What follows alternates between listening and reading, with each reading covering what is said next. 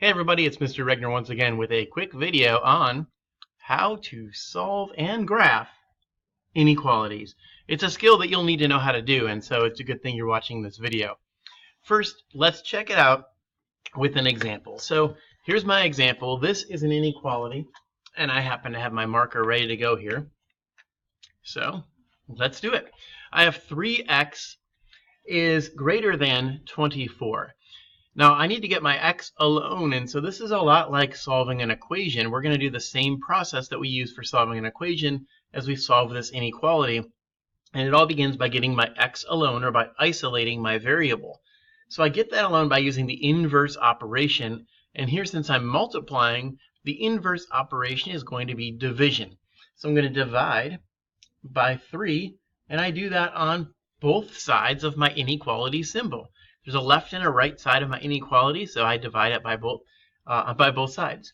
The 3's cancel out, so all I have left over here is x. I keep the sign the same. X is going to be greater than 24 divided by 3, which is 8. So x is going to be greater than 8. So in order to answer this question here, in order to answer this now, we can go ahead and graph it. Okay, so I know that x is going to be greater than 8. So I'm going to make a real quick number line here, with 8 being my center point, and then we have 2 points on either side, just one bigger, one smaller. So I'm going to have 7 here and 9 here. So I know that 8 is going to be marked, and I have to consider, is that going to be an open circle or a closed circle? And since x is going to be greater than 8, it's not going to include 8. So it's everything bigger than 8, including 8 and 1/10, or 8 and 100th, or 8 and 1,000th. The littlest bit over 8 counts, but 8 does not count. So I'm going to go ahead and draw my line here, and it's going to be an open circle because 8 does not count with that. I'm going to go ahead and draw my line this direction, and look at that symbol there. It looks a lot like this symbol here. So my greater than symbol looks a lot like the arrow point that I've created.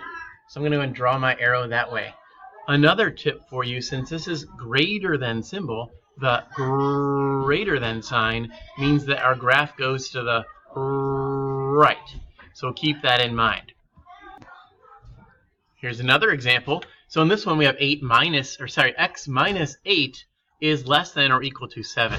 So same idea, same principle. I want to get x alone, and I do that with the inverse operation. So I'm going to add 8 to both sides. Those 8's will cancel each other out, minus 8 plus 8, leaving me with just the x alone. I keep the sign the same, and then I have 7 plus 8. That's going to give me 15. So x is less than or equal to 15. So when I make my chart here, when I graph this out, I'm going to draw a simple line. I'm going to put 3 points on my line, with 15 being in the middle. So I have 15 here. I'm going to mark 14 and 16 just because they're one lower and one larger than the 15. So I know I'm going to have a dot here on 15 because that's the center point, and I have to think, is that dot going to include 15? Well, it's less than or equal to, so it could be 15, which means I need to fill this in. That's going to be a closed circle on 15. It includes 15. And then I have to think x is going to be less than or equal to 15. This less than symbol kind of looks like the end of my arrow, which is going to be over here.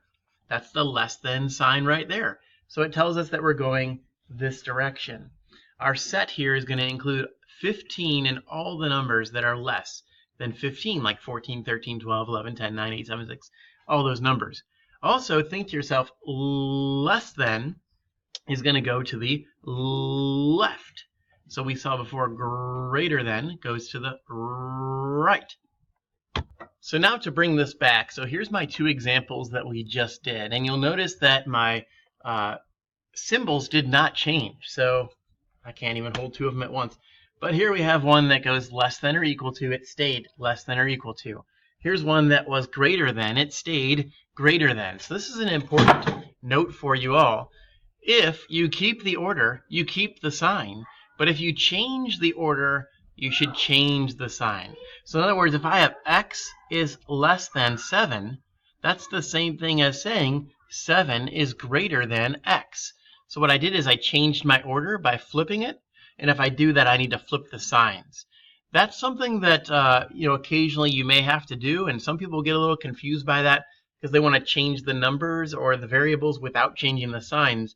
That creates a completely incorrect answer. So you want to make sure that if you do change your order, you do change the signs. So that has been a quick look at how to solve and graph inequalities. I hope it's been helpful for you. And again, just keep in mind all the work that we did on solving equations, because the process is very much the same. We want to isolate the variable, get it alone, and then we can graph it by plotting that using our knowledge of greater than, less than or equal to, greater than or equal to. I hope this has been helpful. Have a wonderful day.